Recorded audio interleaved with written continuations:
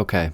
I want to talk about the Nikon ZR because I'm sure, like most of you, the announcement was really exciting. Nikon, who bought RED a few years ago, is coming out with a RED camera that's ultra affordable. Why wouldn't that be the most amazing thing in the world, right? Well, RED cameras are really special.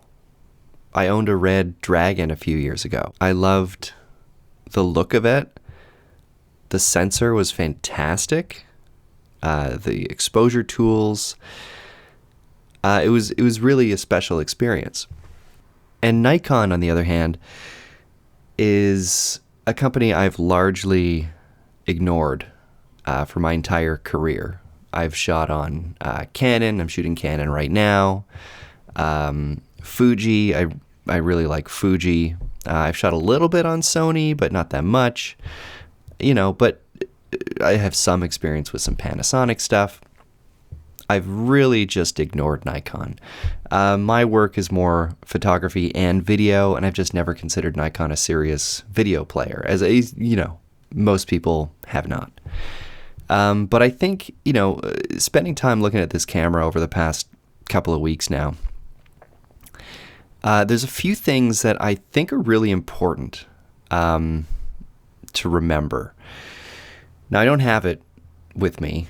I've watched a lot of YouTube videos, as I'm sure if you're watching this video, I'm sure you've also watched a lot of videos on the Nikon ZR. But something that I keep hearing coming up is that buying this camera gives you a chance to shoot on a RED camera. Now, the first point that I want to make is a big one, and that's that this is not a RED camera. This is a Nikon camera with a RED codec in it. The sensor is a Nikon sensor. It's from the Z6, I believe. It's a sensor they've used previously. It's not a global shutter. It's not a sensor that was designed by RED. The RED part of this, and the reason that there's a RED logo on this camera, is because you can shoot in RED RAW. The intention, I suppose, is that if you use this in conjunction with, a few other RED cameras on a shoot, that you can fairly closely match the colors, which I'm sure is amazing, and I'm sure excites a lot of people. But it is important to remember this is not a RED sensor. The Cam McKay, whose video I'll link below, talked about this perfectly, I thought, and I felt the same way looking at these videos, the promotional videos that are online right now. The colors look, it's not a high-end cinema sensor. They want to compete with the FX3. Does it? Maybe. You can be the judge of that. But what this is not is a high-tier cinema camera sensor. It's just not. The color science is there, but at the same time, it's not that difficult to grade other footage to look similar to a RED camera either. So, like, what is it? What is the logo on the back of the camera for? Is it like essentially a RED LUT that you're putting on to your Nikon sensor? To me, that's what that feels like. The image is just different when you compare high-end RED cinema cameras to a Nikon sensor, especially the sensor you're getting in this and in the footage that I've seen. There is difference. Like higher end cinema cameras, like the RED sensors, the ARRI sensors, etc., handle highlights very differently. It doesn't really have anything to do with dynamic range. I'm sure the dynamic range is great in this camera, but it's how the highlights retain depth and color in a really nice sensor, as opposed to a mirrorless sensor where the tendency is, for the colors to go to white more quickly, or for the color to be thinner in the lighter parts of the image. And these are things, I don't know if there's tests for these. Gerald Undone did a fantastic breakdown of this camera. He tells you all the technical specs, everything. And it has really great specs. But then again, if you compare, say a Sony FX3, for instance, to, an ARRI Alexa, spec-wise, you've got 4K sensors, you've got maybe a little more dynamic range in the ARRI, et cetera, et cetera, et cetera. You can break it all down and, convince yourself that the FX3 is a suitable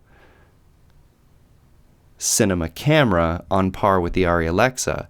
But it's just not true. There are image characteristics of the ARRI that you just can't replicate in a consumer level mirrorless camera. It's indefinable qualities, that make that camera special. And in a similar way, RED camera sensors are special for that reason as well. When you shoot something on a real RED camera, you're shooting a piece of cinema. It feels that way, like a film. It looks like a high-end film. Under very specific circumstances and very controlled lighting conditions, cheaper mirrorless cameras can achieve a very similar look. And, a lot of them are amazing. Cameras coming out today are good cameras. There are no bad cameras. But what I'm saying here is that I think it's misleading that Nikon put the RED logo on the back of this camera. And I'm also a little confused continually as to why so many content creators online keep referring to this as a RED camera. You're getting a RED camera for $2,200 US. You're not. It's not a RED sensor. It's a Nikon sensor with a RED codec / LUT, I'm going to call it, built in. And I just think that that's misleading and important to keep in mind when you're making this decision. Yes, it's $2,200. It's a very inexpensive camera. But we gotta talk about it like it is. We gotta just say it like it is, and it's not a RED camera. There it is. The second point I want to make about this camera is that RED codec. So say you buy this camera. You're all excited to shoot in RED. You bought, your Nikon glass because you're going to have to buy Nikon glass or adapt Sony, whatever. You're going to have to figure out your lenses.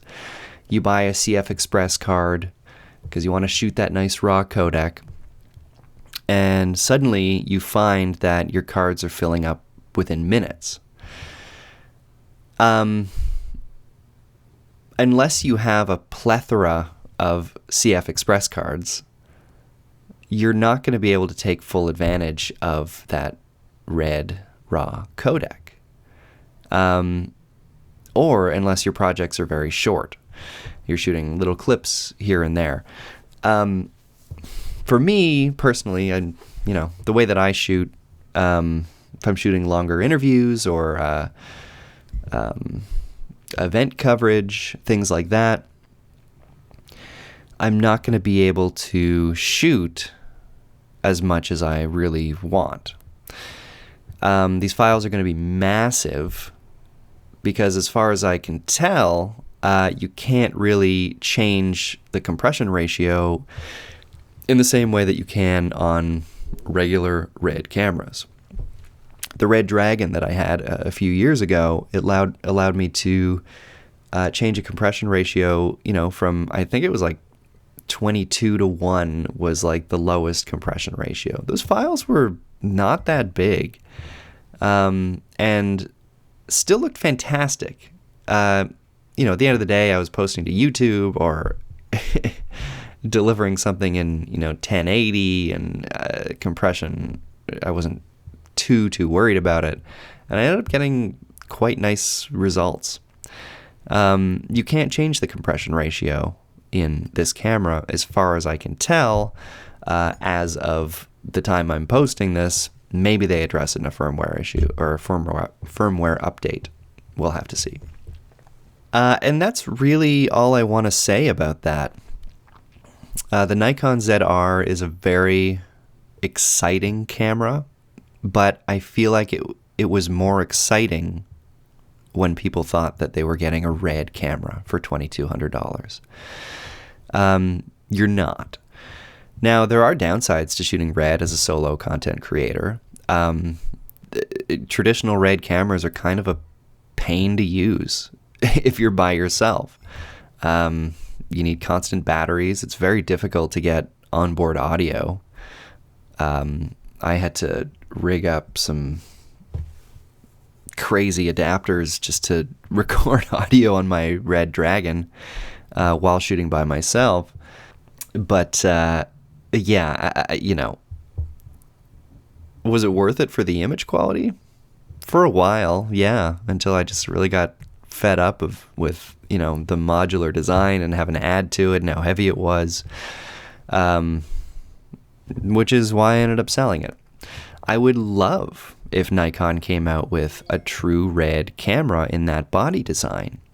If they came out with, say, the Nikon ZR Mark II a year or two from now, and it was the same body. There's room for improvements. Card slot on the side perhaps would be really nice. But if they released, a camera like that with a true RED sensor in it, if they borrowed the sensor from the RED Komodo, for instance, a global shutter sensor, and put that in that camera, suddenly I'm very excited, and this just isn't that. So I guess the whole point of my rant here is just to make sure that everyone watching this realizes that if you buy a Nikon ZR, you are not buying a RED camera. Anyway, I don't know if I'm going to do more camera rants like this in the future. I had a lot to say about this, and I can only rant about cameras so much to Courtney, and before I gotta figure out who else to rant to. So I will rant to the internet. If this is something you enjoy, leave a comment below. If you disagree with me, leave a comment below. If you do agree with me, leave a comment below. Either way, like, subscribe, all that stuff, and thanks for watching.